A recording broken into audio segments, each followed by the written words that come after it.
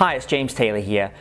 I want to speak to you today about creativity and what we call beginner's mind. If you've never heard that expression, beginner's mind, I'll talk to you what that actually means.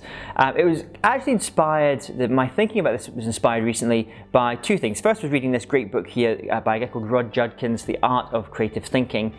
Rod is a teacher at the world famous St. Martin's College of Art here in London. That was the first point. The other thing that got me thinking about this idea of beginner's mind and the role of it within creativity is because I'm currently working on a project and have been so for the past 9 months with a team of about a dozen people, and apart from myself and one other individual in the team, none of the other members of the team have actually done this before, this type of project, this type of work before, whereas myself and one of the members of the team have done this multiple times.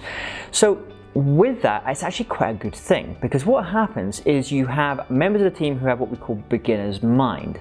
And if you don't know that expression, it's this idea that someone can come into an area and they're looking at it with fresh eyes. They have no preconceptions about how things are done. They don't know what's right, they don't know what's wrong in going into an area. Because this is the danger that I see sometimes happen with people that come so-called experts on any kind of field, and it's something I have to pull myself up to as well. If I've been working in an area for a good number of years, and you really start to think, well, I'm an expert in this area, you always have to go into a project with beginner's mind. And what is great about working with other people who haven't done this particular thing before is you see the world through their eyes, and a certain freshness comes from that. And I think about here in London, it was the birthplace of the punk movement. And what was the punk movement about? It was a type of beginner's mind. It was a type of thinking about the world in a kind of way with a freshness, about not being experts, about not knowing what is right and what is wrong about doing a certain thing. So it's actually incredibly powerful to go into a project, and instead of thinking of yourself as the expert in an area, going in there with a level of curiosity. This is what beginner's mind is all about, this level of curiosity. And at its heart, creativity, a key kernel of creativity is having this sense of curiosity about what you're doing. Now, how do you ensure that you always retain the sense of beginner's mind? One way, as I've just said, is actually working with people who haven't done this thing before that you're used to doing and that you feel like you're an expert in. And with that, you have to kind of start seeing the world through their eyes and actually reassessing things, and they're coming to you with ideas that, oh, okay, well, actually, I hadn't thought about doing that. Let's examine that. That's one way of doing it.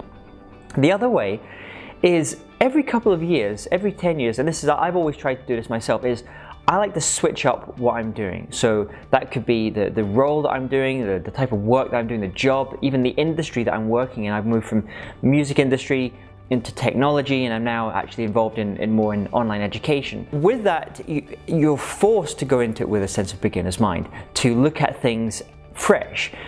But with that, you're also bringing your experience from all these other things that you've done, but you're putting yourself in a slightly uncomfortable situation on purpose to kind of slightly force yourself to come up with new ideas and new ways of thinking which haven't necessarily been done in that particular field before. So this is what I would implore you to do.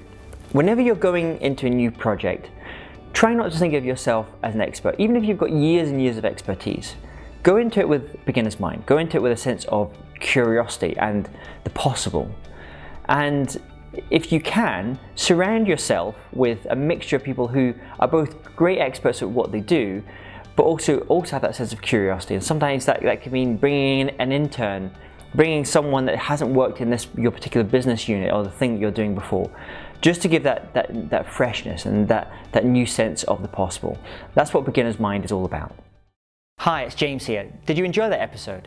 If so, there's 2 things that we can do to continue the journey together. Firstly, I would love if you were to subscribe, give us 5 stars and leave a comment.